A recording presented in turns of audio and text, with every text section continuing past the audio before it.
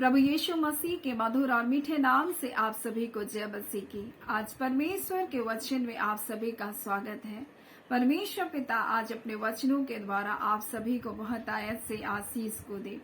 पिता परमेश्वर आज अपने वचनों के द्वारा आपसे बोले और बातचीत करे। आज परमेश्वर पिता जिस वचनों के द्वारा हमसे बातचीत करना चाहता है वो हमको मिलता है मत्ती उसका 18 अध्याय और उसके 10वें पद में, जहां यीशु मसीह कहता है, देखो तुम इन छोटों में से किसी को तुच्छ न जानना। अब जब यीशु मसीह इस बात की शिक्षा को दे रहा है तो जरूर कोई गंभीर बात है इसमें। क्या बात को वो हमको बताना चाहता है? आज हम परमेश्वर के वचन से इस बात को सीखेंगे जो निश्चय करके हमारे जीवन में आशीषों को लेकर आएगा।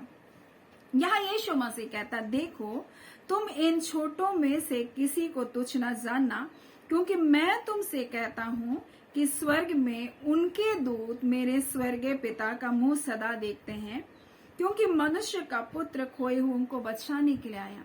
और यहाँ यीशु मसीह कह रहा है कि किसी भी व्यक्ति को, किसी भी मनुष्य को, चाहे वो किसी भी दशा, किसी भी स्थिति, किसी भी परिस्थिति में क्यों ना हो, तुम उसको तुच्छ मत जानना, क्योंकि उनके जो दूत हैं, परमेश्वर ने हर एक आत्मा के लिए एक दूत को परमेश्वर नियुक्त किया है और वो दूत परमेश्वर का मुख को देखते हैं। और जब मनुष्य इस संसार में किसी दूसरे मनुष्य को तुच्छ जानता है तो स्वर्ग में परमेश्वर के दूत परमेश्वर पिता के मुंह को ताकते हैं और कहते हैं, परमेश्वर जब आप किसी को तुच्छ नहीं जानते, हम किसी मनुष्य को तुच्छ नहीं जानते, फिर ये मनुष्य जिसको परमेश्वर ने अपने स्वरूप, अपनी समानता में बनाया, एक दूसरे को क्यों तुच्छ देखते हैं, एक दूसरे को क्यों नीचा कर रहे हैं?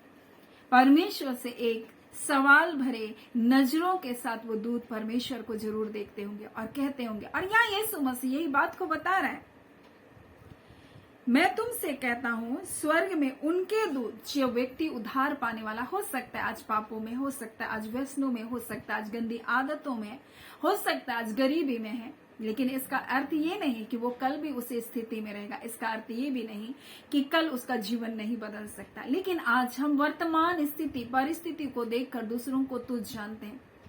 और इसलिए परमेश्वर का वचन क्या कहता है, तू अपने पड़ोसी को तुच्छ दृष्टि से मत देखना। कई बार लोग अपने पड़ोसियों को तुच्छ दृष्टि से देखते हैं, उनको नीचा देखते हैं। परमेश्वर का वचन, जब हम नीति वचन 14:21 को पढ़ते हैं तो लिखा है, जो अपने पड़ोसी को तुच्छ जानता है वो पाप करता है। मेरे प्रियो, कई बार लोग अपने लोगों को तुच्छ जानते, अपने पड़ोसियों को तुच्छ जानते, अरे ये गरीब लोग हैं, अरे ये कंगाल लोग हैं, इनके पास कुछ भी नहीं है। ऐसे लोग अपने धन संपत्ति, नौकरी चाकरी और बहुत सारी चीजों को लेकर के वो तुच्छ जानते हैं और वो नहीं जानते कि वो पाप कर रहे हैं। और परमेश्वर का दूत उनको जो तुच्छ जानते हैं उनको देख करके परमेश्वर के मुख को निहारता होगा, परमेश्वर के चेहरे को वो देखते होंगे। और इसलिए यीशु मसीह कह रहा है कि देखो तुम इन छोटे में से किसी को तुच्छ ना जानना, क्योंकि मैं तुमसे कहता हूँ कि स्वर्ग में उनके दूत मेरे स्वर्गीय पिता का मुंह सदा देखते हैं, क्योंकि मनुष्य का पुत्र खोए हुओं को बचाने के लिए आया। आज हो सकता है वो खोए हैं, हो सकता है आज पापों में है, हो सकता है आज गरीबी में, हो सकता है आज टूटे हैं, हो सकता है आज बीमार है, आज हो सकता है आज की उनकी हालातें खराब है। लेकिन इसका अर्थ ये नहीं कि कल भी वैसा ही रहेगा। और कभी भी किसी को तुच्छ न जानना करके परमेश्वर का वचन हमें सिखा रहा है। और कई बार ये हम अपने जीवन से भी इस बात को हमको देखना है। कई बार परमेश्वर के दास और दासी, जब परमेश्वर उनको ऊंचा उठाते हैं तो दूसरों को तुच्छ जानने लगते हैं। मेरे प्रियो, जब हम एक घटना को जो जॉयस मेयर के जीवन में हो, उसने बताते हुए इस प्रकार से उसका वर्णन किया और उसने कहा, एक दिन जब वो परमेश्वर के निकटता में गई और परमेश्वर की उपस्थिति को अनुभव नहीं कर पा रही, परमेश्वर के उस प्रेम को अनुभव नहीं कर पा रही, तब उसने बड़े साहस के साथ परमेश्वर से पूछा, बात क्या है परमेश्वर, मैं पहले जैसी आपकी उपस्थिति को नहीं पा रही हूँ, क्या कारण है? तब परमेश्वर ने उससे स्पष्टता से बताया कि तुमने, जो तुम्हारी कर्मचारी है, जो तुम्हारे साथ कार्य को करती है, तुमने उसका अनादर किया, तुमने उसके साथ अभद्र व्यवहार किया, तुमने उसके साथ बुरा व्यवहार किया। और मेरे प्रियो, जब एक व्यक्ति जब टूटता है वो परमेश्वर के पास जाकर के दुहाई देता है। और परमेश्वर जो किसी को भी तुच्छ नहीं जानता। जब आप अय्यूब 36 उसके 5 को जब पढ़ेंगे तो इस प्रकार से लिखा, देख परमेश्वर सामर्थी है, बहुत सामर्थ्य है, फिर भी वो किसी को तुच्छ नहीं जानता है। वह समझने की शक्ति में सामर्थ्य है, वो हर मनुष्य को समझ सकता है। कई बार हम किसी के दुखों को, तकलीफों को, उनकी हालातों को नहीं समझ सकते और इस कारण तो हम उसको तुच्छ जानते। कई बार हम उसकी बीमारी के कारण हम ऐसा लोगों को तुच्छ जानते, लेकिन यीशु मसीह स्वयं इस प्रकार से कहता है। उसका वचन हम जब यशायाह को पढ़ते हैं, यशायाह उसका 43:3 को जब पढ़ते हैं तो इस प्रकार से लिखा है, वह तुच्छ जाना जाता था, मनुष्य का त्यागा हुआ था, वह दुखी पुरुष था, रोग से उसकी जान पहचान थी, लोग उससे मुंह फेर लेते थे, वह तुच्छ जाना गया और हमने उसका मूल्य नहीं जाना। मेरे प्रियो, वह स्वयं तुच्छ जाना गया और इसलिए वो कभी भी किसी टूटे, किसी पिसे मन को वो तुच्छ नहीं जानता। जब हम भजन संहिता को पढ़ते हैं, उसके 51 उसका 17 को पढ़ते हैं तो इस प्रकार से लिखा हुआ है, टूटा मन परमेश्वर के योग्य बलिदान है। हे परमेश्वर, तो टूटे और पिसे मन को तुच्छ नहीं जानता। मेरे प्रिय अय्यूब, इस प्रकार से परमेश्वर का वचन लिखा है, सुखी लोग तो दुखियों को तुच्छ दृष्टि से देखते हैं। सुखी लोगों की दृष्टि में दुखी लोग एक तुच्छता का जीवन को जी रहे, ऐसा दिखाई देता है। लेकिन परमेश्वर का वचन हमें क्या कहता है? हमें किसी को भी तुच्छ नहीं जानना है और यही बात यीशु मसीह हमें सिखाना चाहता है, यही बात यीशु मसीह हमें बताना चाहता है। और यहाँ इस प्रकार से लिखा हुआ है कि मनुष्य का पुत्र खोए हुओं को बचाने आया। कई बार आपका तुच्छ देखना, आपको किसी को नीचा करना, हो सकता है वो ठोकर का कारण बन जाए और मसीह का प्रेम आपके अंदर ना पाकर, मसीह की उस भलाई को आपके अंदर ना पाकर वो पीछे मुड़ जाए। एक आत्मा भी परमेश्वर नहीं चाहता कि नाश हो। कई बार आपका कठोर व्यवहार, कई बार आपका घमंड, कई बार आपका दूसरों को नीचा दिखाना, कहीं ऐसा ना हो कि उस आत्मा को आप खो दें। मेरे प्रियो, परमेश्वर ने मनुष्य जाति को बचाने के लिए उसने अपना इकलौता पुत्र दे दिया। आज हम परमेश्वर के लोग होकर कहीं किसी को तुच्छ तो नहीं देख रहे, हम कहीं किसी को नीचा तो करने की होड़ में नहीं। आज जिस वर्तमान समाज में हम जी रहे हैं मेरे प्रियो, लोग एक दूसरे को नीचा करने के लिए, एक दूसरे को गिराने की होड़ में लगे हुए हैं। लेकिन परमेश्वर का वचन क्या कहता है? हमें प्रेम से एक दूसरे को संभालने वाला बनना है, एक दूसरे को उठाने वाला बनना है। और परमेश्वर का वचन कहता है अपने आप से दूसरों को अच्छा समझना है। मेरे प्रियो, कई बार हम ही सब कुछ है, हम ही सबसे बड़े हैं और दूसरों को हम नीचा करने लग जाते हैं। ऐसा जीवन परमेश्वर नहीं चाहता। वो परमेश्वर का पुत्र होकर अपने आप को शून्य कर दिया। मेरे प्रियो, इसलिए तो उसका वचन कहता है, तुम दीन बनो तो मैं तुमको शिरोमणि बनाऊंगा। मेरे प्रियो, बहुत सारे लोग आज अपने जीवन में बहुत ऊंचाई को पाकर, सब कुछ उपलब्धियों को पाकर भी वो नीचा क्यों गिर जाते हैं?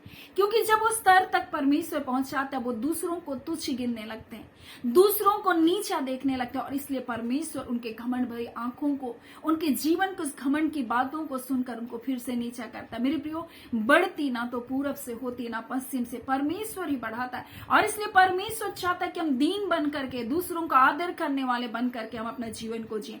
कई बार हम घमंड करते हैं और दूसरों को नीचा देखने लगते हैं। मेरे प्रियो, परमेश्वर ऐसा जीवन नहीं चाहता।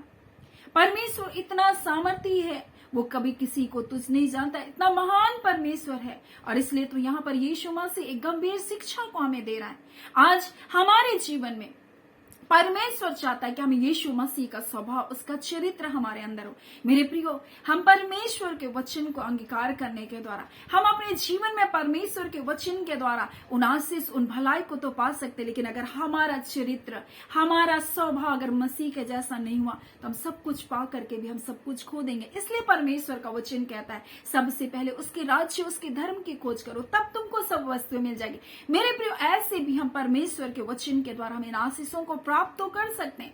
हम उन वो परमेश्वर अपने वचन का आदर करते हैं, भलाई को पा सकते हैं, नौकरी पा सकते हैं, हम अच्छी जगह में आज अच्छी संपन्नता को पा सकते हैं। लेकिन अगर हमारे अंदर मसीह का स्वभाव नहीं है तो परमेश्वर का वचन कहता है, अगर हम सारे संसार को भी प्राप्त कर ले और अपने प्राण की हानि को करे तो पाले तो उससे क्या लाभ? मेरे प्रियो, हम संसार की सारी वस्तुओं को पाले लेकिन हम अपनी आत्मा को खो दे तो उससे क्या लाभ? परमेश्वर हमारी आत्मा को बचाना चाहता, हमारे जीवन को बचाना चाहता है और वो नहीं चाहता कि सिर्फ हमें संसार की आशीषों को परमेश्वर से प्राप्त करें, परंतु उसका मेन और विशेष मकसद यही है कि हम अपने मन को फिराएं, हम अपने मांस की सीधाई के साथ परमेश्वर के साथ चले, हम उसके गुणों में, उसके स्वभाव में, उसके चरित्र में हमारा जीवन। और यही तो परमेश्वर ने हमें बनाया। अपना स्वरूप, अपनी समानता, अपने गुण में उसने हमको बनाया। और यही पवित्र आत्मा आज हमारे जीवन में आकर के करता है मेरे प्रियो। वो हमको मसीह के स्वभाव में हमको बदलता है, हमको अंश अंश करके हमारे जीवन को बदलता है, हमारे अंदर से घमंड को तोड़ता है, हमारे अंदर से अहंकार को तोड़ता है, हमारे अंदर से बुराई को हटाता है मेरे प्रियो। आज क्या हम अपने जीवन से परमेश्वर के इस वचन को पालन करें? आज यीशु मसीह इस वचन के द्वारा हमें बताना चाहता है, कहीं हम किसी को तुच्छ तो नहीं देखते। और परमेश्वर का वचन यही बात नीति वचन 14:21 में कहता है, जो अपने पड़ोसी को तुच्छ जानता है वह पाप करता है, परंतु जो दीन लोगों पर अनुग्रह करता है वो धन्य हो जाता है। मेरे प्रियो, तुच्छ जानना भी पाप है। और यही बात यीशु मसीह बड़ी गंभीरता से हमें बता रहा है। और यीशु मसीह इसलिए कहता है, देखो तुम इन छोटे में से छोटे किसी को तुच्छ ना जाना। आज वो छोटे हैं, आज वो नीचे हैं, लेकिन कल को वो नीचे नहीं रहेंगे मेरे प्रियो। परमेश्वर बढ़ाने वाला है। आप नहीं जानते उनके जीवन को, आप नहीं जानते परमेश्वर उसको कैसे ऊंचा उठाएगा। इसलिए आज के दिन में हमें अपने जीवन के लिए इस बात की सावधानी को रखना है मेरे प्रियो। जब हम दाऊद के जीवन को देखते, वो तुच्छ गिना गया, वो नीचा था, वो छोटा था, लेकिन वो वैसा ही नहीं रहा। और उसके भाई उसको तुच्छ जान रहे थे, लेकिन क्या वो वैसा ही बना रहा? वो उसकी शुरुआत का क्षण था मेरे प्रियो। कई बार कई लोगों का जीवन का शुरुआत का क्षण होता है और हमको उसके शुरू के जीवन को देखकर हम जज कर लेते हैं, हम उसके शुरुआत को देख करके हम उसका न्याय कर देते हैं। लेकिन परमेश्वर कहता नहीं, तुम ऐसे मत होना। तुम किसी भी छोटे से छोटे मेरे दास, मेरी दासी, मेरे बच्चों को तुम तुच्छ मत जानना। कई बार लोग सोचते, अरे ये छोटा बच्चा क्या बजा लेगा, अरे ये छोटी लड़की क्या आराधना कर लेगी। कई बार हम उसको ऐसे देखते हैं, लेकिन परमेश्वर का चुनाव, परमेश्वर का चुनाव होता है। इसलिए जब हम लूका 10 को पढ़ते हैं, उसके 16 को, तो इस प्रकार से यीशु मसीह कहता है, जो तुम्हारी सुनता है वो मेरी सुनता है। और लिखा, जो तुम्हें तुच्छ जानता है वो मुझे तुच्छ जानता है, और जो मुझे तुच्छ जानता है मेरे भेजने वाले को तुच्छ जानता है। मेरे प्रियो, इसलिए परमेश्वर के किसी भी दास और दासी का अनादर ना करें।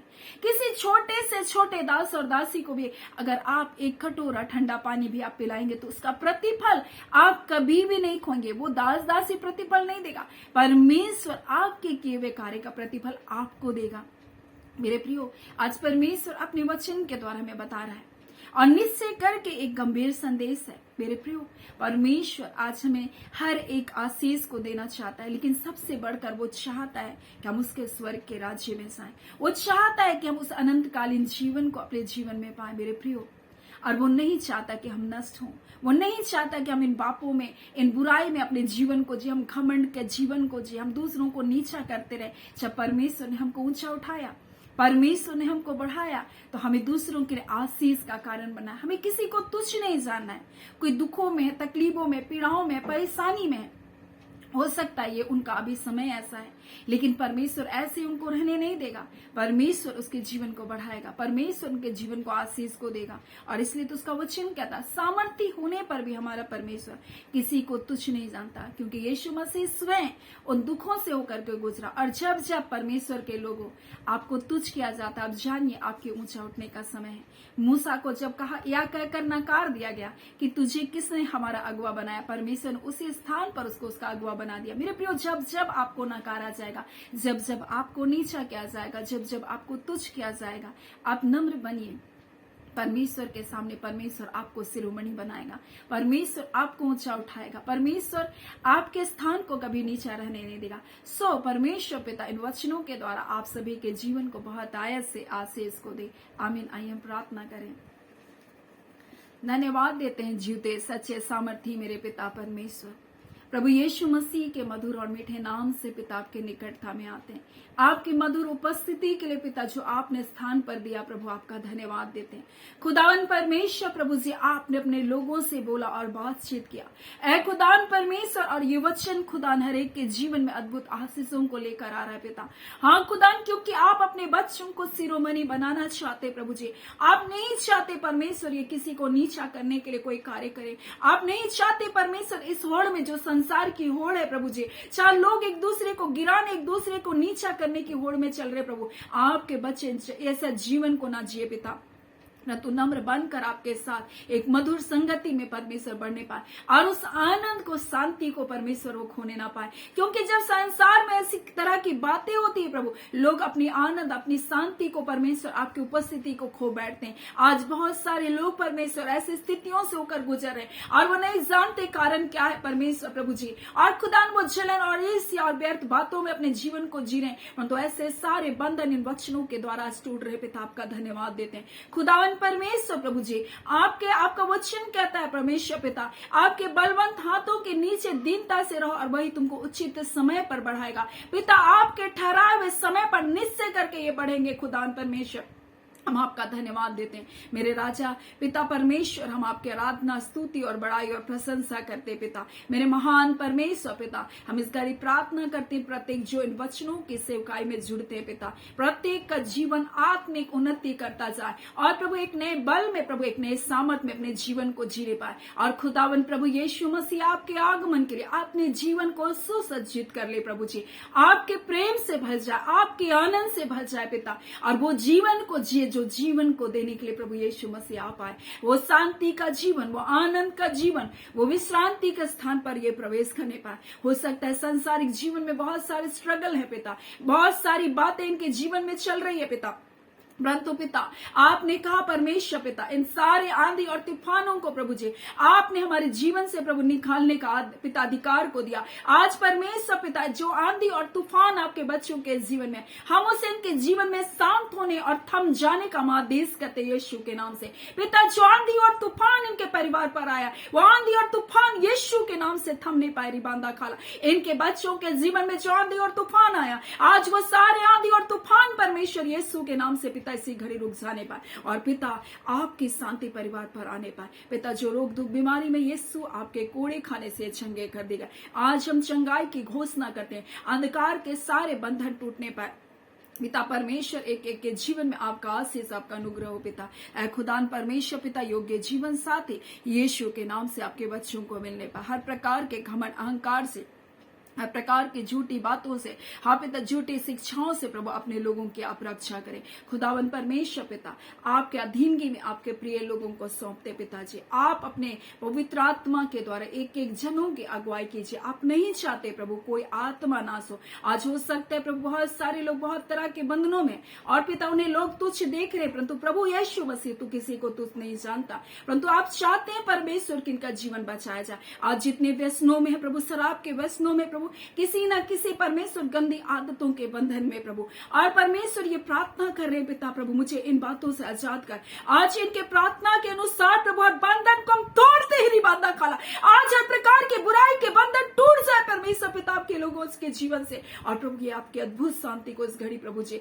अपने हृदय में आता हुआ महसूस कर रहे पिता, आपकी शांति, हाँ पिता जो समझ से परे इनके मन और हृदय की अभी इसी घड़ी प्रभु जी रक्षा कर रहे पिता। हम आपका धन्यवाद देते हैं खुदावन परमेश्वर, आपकी अद्भुत शांति को अपने लोगों के जीवन को देने के लिए धन्यवाद पिता। वो शांति जो संसार देती आप नहीं देते, परंतु वो शांति जो परमेश्वर समझ से भरे आपके लोगों के हृदय पर राज्य कर रही है पिता, हम आपका धन्यवाद करते। हम सारी आदर महिमा केवल और केवल खुदावन परमेश्वर यहोवा आपको देते। धन्यवाद के साथ पिता प्रार्थना यीशु के नाम से मांगते, दया सुन अनुग्रह से ग्रहण कर लीजिएगा, आमीन। परमेश्वर पिता आप सभी को बहुत ऐसे आशीष को दे, आमीन।